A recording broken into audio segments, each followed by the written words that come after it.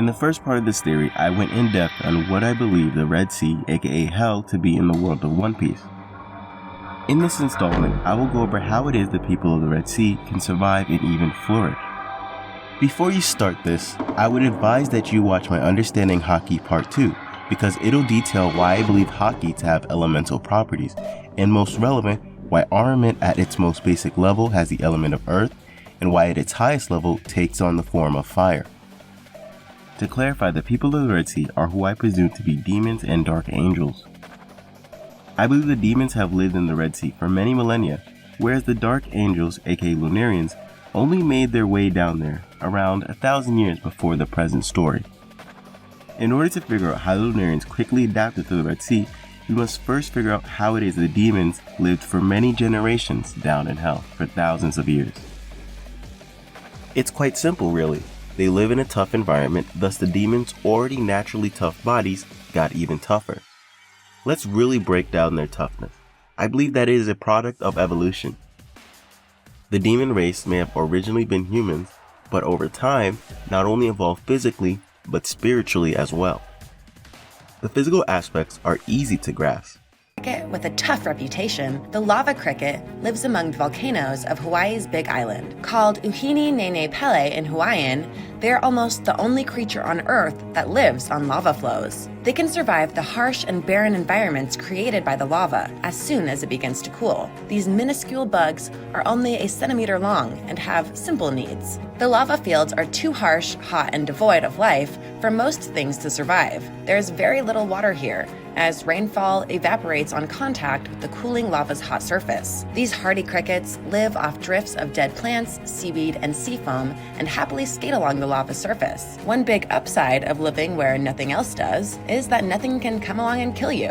These little bugs have been left to happily breed in large numbers.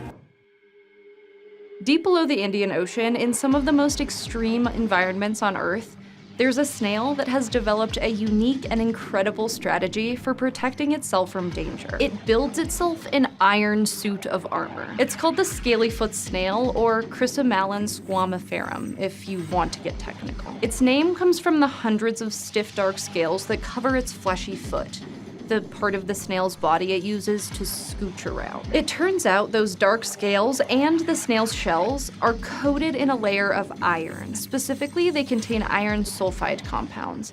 The snails are somehow able to harness the minerals for themselves. No other animal is known to incorporate iron into its skeleton, or in this case, exoskeleton. Survival of the fittest meant that the strongest demons among them would procreate to create even stronger demons each generation. Thus, they have iron-tough bodies, similar to that of the Vinsmokes. Although unlike the Vinsmokes, who were forced to evolve, the demons did so progressively and naturally. Thus, their bodies aren't like Tin Men and more malleable like regular skin. When I say they evolve spiritually, what you get is the same end result as if they were to evolve physically, which ends up just being a tougher body. However, it is done in a different way. First thing to consider is that despite Haki being spiritual, it can affect a user physically. I talk about this briefly in Understanding Haki Part 2, but I focus on it entirely in my video showing why Rokushiki is Haki. Basically, in addition to biologically having tough bodies, the demons also subconsciously use Tekai with the Haki they are unaware of. To present this, let's look at Big Mom, who is someone that has shown to have an incredibly tough body. You could easily say it's because she learned to use strong armament Haki over the years of being a pirate. However, she has always had an exceptionally strong and tough body. Thus, it would lead one to believe her toughness is strictly biological and physical. However, there are two reasons this is false. First, we've seen her biological parents, and neither are exceptional. That is the very reason they gave her up to Mother Carmel. She was too strong for them to handle.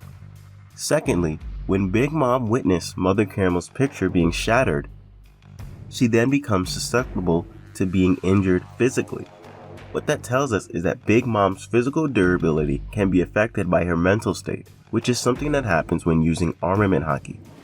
Also consider this, how out of all the dozens of children that Big Mom has, none of them have been shown to replicate that same toughness that Big Mom should be able to biologically pass down to her children. We will discuss this and more in part 3 of this theory. For now, let's just focus on the idea of Big Mom having automatic inherent armament haki. If you think about when the Red Scavengers ambushed Kaido and pierced him, he was also having flashback to memories that traumatized him. I believe the demons of the Red Sea not only evolved to have tougher skin, but unconsciously became spiritually in tune with their surroundings, which means just like the islands they live on that can withstand the heat of the magma, they too develop exteriors as tough as iron. However, that only covers their exterior protection. Their insides have to be protected as well. And I don't think the same solution for the exterior applies to the interior demons. Their organs could be rock solid, but that would be counterproductive in getting those organs to actually function. Let's look at 2 references from the manga to speculate the solution. First off, Sanji referred to the hearts of his siblings to be as cold as ice. In my Understanding Haki series, I say that Haki is a vibrational energy. All things vibrate, and I choose to use water as an example to show how things vibrating at various speeds produce various results. At the lowest vibration of H2O, you get a solid known as ice. All beings have Haki and use it even when they aren't consciously aware that the concept of Haki exists. They can unknowingly strengthen their Haki. This was proven when Blackbeard mentioned that Luffy's Haki got stronger at a time prior to his training with Rayleigh. The physical and spiritual are 2 sides of the same coin. So the humans that become demons not only have their spiritual energy gain a lower vibration, but their physical bodies as well. And by that I mean they earned a lower temperature. In order for the demons to counteract the immense heat that surrounds them, they need tough heat-resistant exteriors as well as very cold interiors to balance out the heat they constantly receive. Which could go to show that these demons don't just have metaphorical ice-cold hearts, but also literal hearts as cold as ice. The second reference to show this point is Queen's invention known as the Ice Oni bullets. Isn't it odd that not only do they get colder but also turn into demons? What is the given connection between demons and turning cold? Perhaps Queen somehow knows how to turn on the same genetic factor in demons that turn them cold. However, humans that live on the surface have no need to be that cold, thus becomes a detriment to their health. In fact, Oars died at a relatively young age despite his tremendous strength. While being in his prime, he died due to cold temperature. Perhaps he had a body that wasn't made to survive in the cold, but rather the opposite extreme temperature. In fact, he may have been oblivious to his own weakness due to his interior being naturally cold. Notice that he specifically stated to have frostbite, which is the injury that affects the skin. That covers just about everything I wanted to say about the demon race. Now let's talk about Lunarian. I don't believe they originated in the Red Sea, but I do believe they had reason to go to the Red Sea. We will talk more about this in part 3. What I want to talk about is why King has the abilities he has. I believe, like we've seen with the winged people on Sky Islands, the Lunarians were originally adept at using observation haki, while knowing little about armament haki. When they eventually found themselves in the Red Sea, they had to adapt to their environment. Sure, they could just increase their armament haki, but that wouldn't be enough. They had hundreds of years to catch up to the biological evolution that demons had. Imagine how exhausting it would be to have active armament haki 24/7 for the rest of your life. That's why I think they went beyond the demons' inherent armament haki and learned how to add layers of armament. The inherent armament that demons use is like that of Tekai. It makes a person more durable through the use of physical strength. Then you have armament that uses black coating. The black coating represents the spiritual energy being used to strengthen and make a person more durable. I believe the Lunarians somehow learned how to use both at the same time. Combining the two may seem redundant, but is necessary because the extra durability requires more heat resistance. This isn't an entirely new concept. Recently, Sanji got an inherently tough body, like a demon. but he then added his arm and Haki to give himself more heat resistance. Sanji had forced evolution to achieve that tough body, so how did the Lunarians succeed? I highly doubt it was Tekai. First off, Rokushiki usually require many years of physical training. And secondly, the angels have an affinity towards spiritual, not the physical. They would need some way to apply all that spiritual power to their physical body in a consistent and possibly even permanent way. If it involves converting the spiritual into physical, then it must involve black coating, and there is an example of permanent black coating in the story. Do you remember when Zoro used Shisui to cut Monet? We know that Shisui is a blade turned black by Haki, yet didn't physically cut a Logia like Monet. This is something I talk about in part 1, in which I state that I believe the method used to turn blades black originates from the Lunarians. The Lunarians made it so that the spiritual energy used to coat themselves black was stored inside them so that they don't have to constantly exert themselves. In the same way that black blades can remain coated in arm and Haki, despite not having the energy imbued in them, I believe that Lunarians learn how to apply Haki to themselves without actually having to presently imbue themselves with armament. Basically, I'm saying that they converted the spiritual energy into tangible physical durability. Think of it as stockpiling their energy over time, so that they can use it in the future. They then designated where this stockpile of energy goes. That would be their wings. That's how they're able to layer the armor. Just as Ryoma was able to create permanent physical change to Shisui, Lunarians learned to do the same to their bodies, and most specifically their wings. Let's call the black coating on their wings retro Haki. The physical body is now strengthened by the Haki they stored up in the past, and they can still put on a coat of spiritual armor using the energy of the present. However, even that isn't enough. They had to go further beyond. All the layers they had to protect their outside is good and all, but they still need to address their inside. Rather than just adapting to the stone of their surroundings, they also adapted to the heat. Unlike the demons, they didn't become cold on the inside. Instead, they became one with the fiery hell. I'm sure whatever led them to having to flee into the Red Sea filled their hearts with anger and hatred.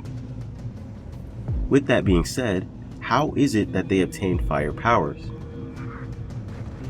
Well, if you've been following my channel, you know that I believe fire is the third form of armament. Now you might be wondering, if the demons were superior at using armament, how is it that the Lunarians would be able to surpass their level of armament Haki? If the demons are using armament Haki inherently 24/7, surely they would be better and be using the fire level of armament Haki already. Well, the answer to that is yes and no. Yes, the demons would be better at using armament hardening. However, that means they're really only good at using that low level of armament Haki they focus all their abilities towards. You see, they're excelling in a physical ability, whereas the higher level of armament Hakis are spiritual abilities. And even when the demons are concentrating their Haki on this physical ability, they are doing so unconsciously. So you can't credit their wisdom as the reason why they excel so much at this Haki. And without the wisdom, they aren't going to consciously learn how to use a higher level of armament. Without this wisdom, they wouldn't know how to change the way they use their armament Haki. This would actually be a similar concept to how the Skypians most likely didn't know that Haki could be used in other ways other than observation. Speaking of which, observation Haki is mostly spiritual and barely has physical applications, and that would be the very reason why Lunarians would be better at using advanced armament Haki than the demons. He clearly should know there are more levels of armament Haki, yet clearly chose to focus his efforts on strengthening his armament hardening. In fact, Virgo is known as the demon bamboo. This is something I addressed in my Understanding Haki. I used Virgo and Sanji to explain what could perfectly replicate the difference between angels and demons. Another thing I've been asked many times is how is it that Sanji can use a third level armament when he hasn't shown to be exceptionally skilled with the first or second form? And it's true, someone like Zoro has shown to be much more skilled with the first and second level armament. In fact, Oda has said that Zoro specializes in armament. With that in mind, wouldn't it make more sense for Zoro to be the one using fire? Not necessarily, and here's my reasons. First off, I don't believe Sanji trained to use a third level armament. As I explained in the last video, it is subconsciously activated due to traumatic memories, hence why it is called Hell's Memories.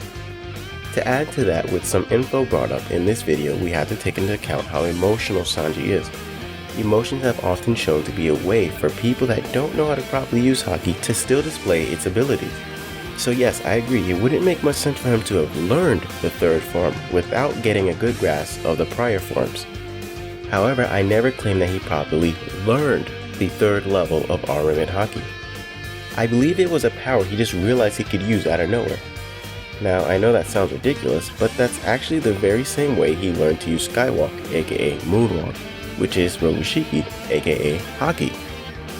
Check out that video if you haven't. Secondly, while it may seem like it shouldn't make much sense for someone that specializes in observation to subconsciously learn a high-level armament, it actually makes perfect sense in the context of chakra and the color spectrum. Let's take a quick look at someone that has been specializing in armament for over a decade.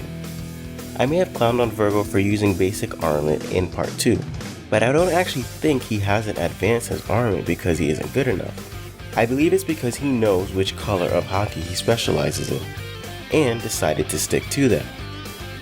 Let's say the color of his Haki, aka Spirit, is red for root chakra. So what this means is that even though Virgo specializes in armament Haki, he even more so specializes in armament in its most physical form, aka hardening. Sanji, on the other hand, is a more spiritual person, so as someone that specializes in observation, it only makes sense that he would be better off using an armament ability that is more spiritual. If Sanji's Haki had color, I would assume it was green, because he seems to be most in tune with his heart. Recall when I said this.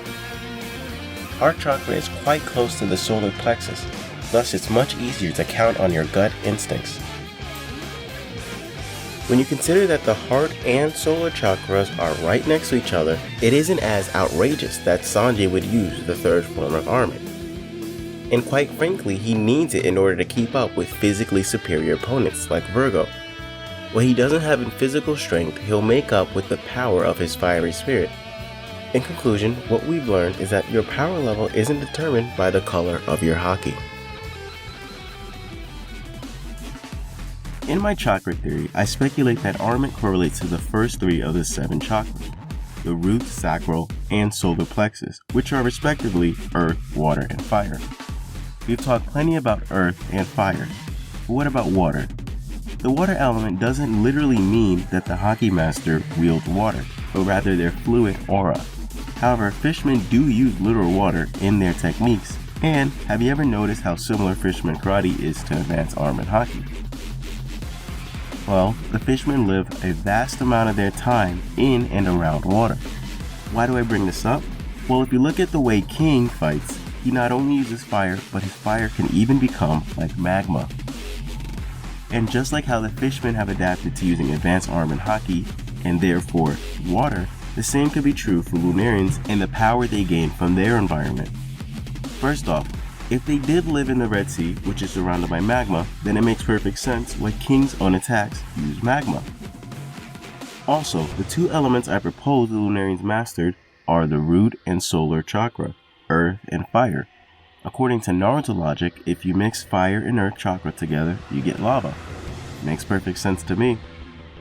In fact, I'm going to put on my Vegapunk lab coat and give my hypothesis explaining why King can conjure magma.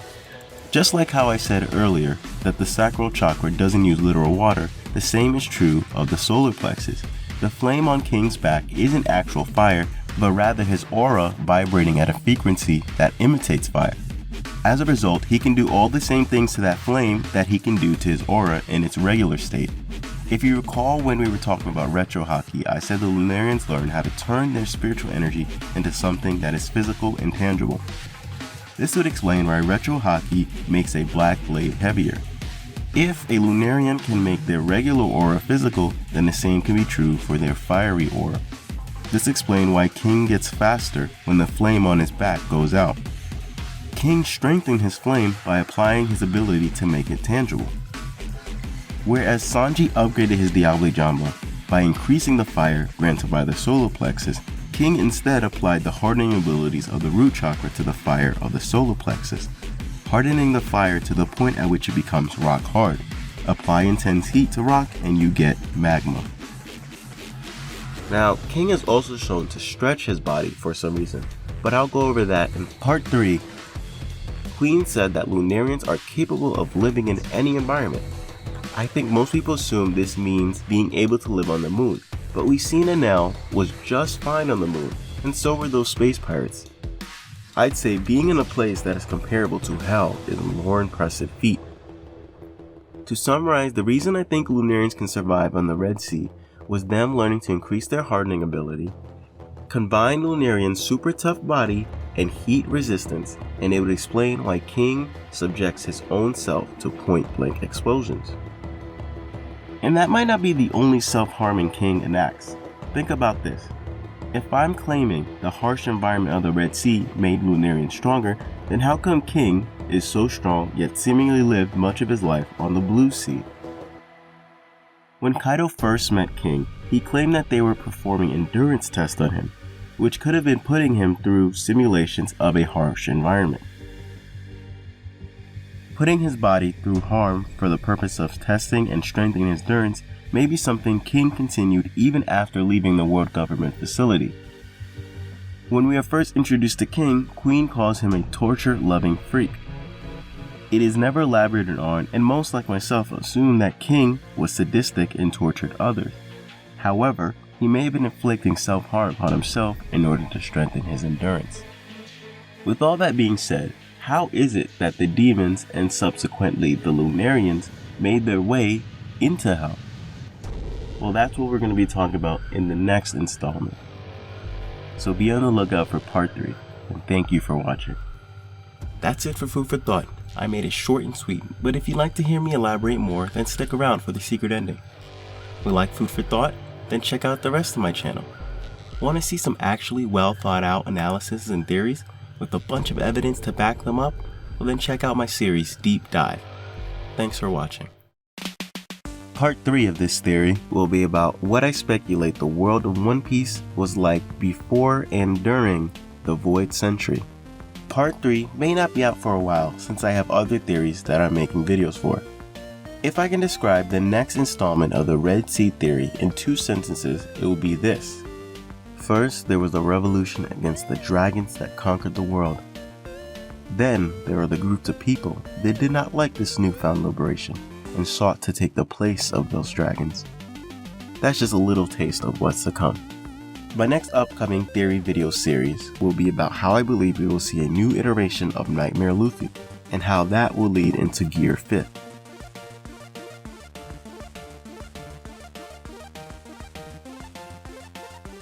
I actually wanted to get this video out to you much sooner, and because I wasn't able to do that, I'm actually going to finish this video by playing a segment from next week's video, which is about the new Nightmare Luffy. If you're of the mind that Gear 5th would involve Devil Fruit Awakening, well then we're on the same page. I believe that Luffy learning how to use the breath, aka chi of his surroundings, and his Devil Fruit Awakening is interconnected. So you might be wondering, what is the new Nightmare Luffy and how would it inspire Luffy to make Gear 5th? Well, I'm sure you've seen plenty of theories about how the souls of the dead will play a role in Wano. It's for good reason since there's plenty of foreshadow.